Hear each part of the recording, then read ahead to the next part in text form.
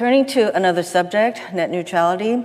Mr. President, protecting a free and open internet is something every American should care about. Restoring net neutrality protections is about more than just what shows you can watch on Netflix and Hulu. We depend on the internet for nearly everything in our lives, from staying in touch with loved ones on social media to communicating with doctors and paying our bills. It's also about preserving access to information in times of need. Over the past month, Hawaii residents have depended on the internet to access life-saving information and to communicate with their friends and family during a series of devastating natural disasters. On April 15th and 16th, nearly 50 inches of rain fell on Hanalei on the north shore of Kauai, setting the record for the largest rainfall in a 24-hour period in American history. This storm destroyed many homes, triggered mudslides that closed Kuhio Highway, and damaged local businesses. That same storm also caused widespread flooding and damage on another island on East Oahu. And in an event that has drawn international attention, volcanic activity on Hawaii Island, including fissures along the Kilauea East Rift Zone, around 100 earthquakes per day, lava eruptions, and significant ash falls, has already destroyed 40 structures in the Puna community.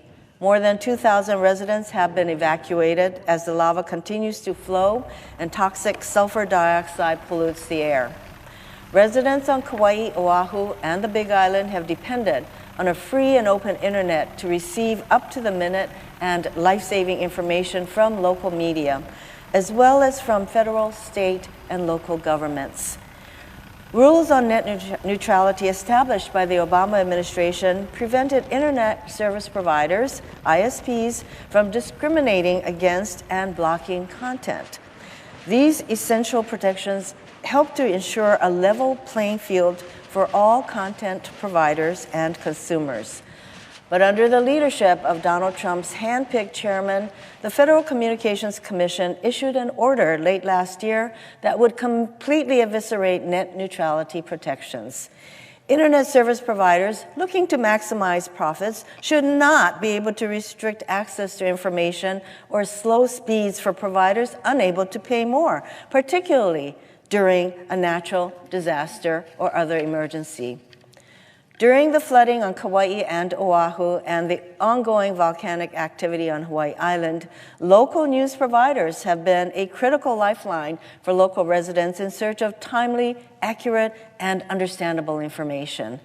Traditional newspapers like the Honolulu Star-Advertiser, the Garden Island, and the Hawaii Tribune Herald, as well as online news sources like Honolulu Civil Beat, Big Island Now, and Big Island Video News have provided an essential service to the public. Through their websites and social media channels, these news sources have provided detailed reporting about the precise location of hazardous conditions, where evacuees can find shelter and essential services, and where the public can make donations of clothing and non-perishable food. Television stations like Hawaii News Now, KITV, and KHON have also used their websites and social media platforms to live stream news reports that have been a critical lifeline for local residents and for their families and friends. National and international journalists have also drawn on the work of local Hawaii journalists to report their stories to a national and international audience.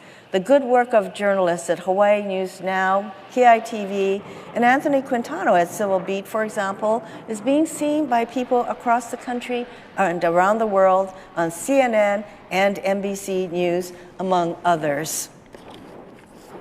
The response of these local news outlets to natural disasters in Hawaii demonstrates why they are so important to the communities they serve. And these news outlets depend on a free and open internet to deliver their content to consumers where and when they need it. For an industry already facing a funding crisis driven by declining advertising revenue, the rollback of net neutrality would have a devastating impact on local news. A 2017 report by Adam Hirsch at the Center for International and Society at Stanford University cogently summarizes what's at stake.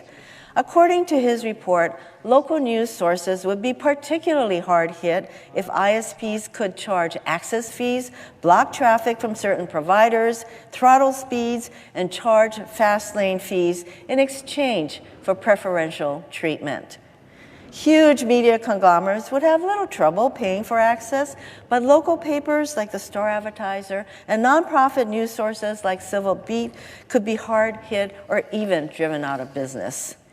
In addition to the impact on local news providers, repealing net neutrality could make it more difficult and expensive for relief organizations to solicit donations for people affected by natural disasters. The Pu'uhonua o Puna Community Center, for example, is using social media to organize a community and statewide relief response to help families affected by volcanic activity. Using their online platform, the center is coordinating donations, identifying families requiring special assistance, and connecting evacuated residents with people who can help. Eliminating net neutrality would also have a negative impact on small businesses in Hawaii, including those hard hit by recent disasters and decrease of visitor access. Like the local news, small businesses depend on high-speed and high-quality internet to reach their consumers and grow their businesses. We all know this. We had a small business committee meeting hearing yesterday where it was acknowledged that small businesses depend very much on the internet and free and open access. So these businesses don't have the resources to compete in a pay-to-play system on the internet. It's because of stories like these that a bipartisan group of senators is forcing a vote to save net neutrality. An internet service provider should not be able to restrict access, especially during a major disaster, such as those being experienced in Hawaii, just so they can make more money. I encourage all of my colleagues to join this effort and pass this resolution to prevent the elimination of net neutrality today. I yield the floor.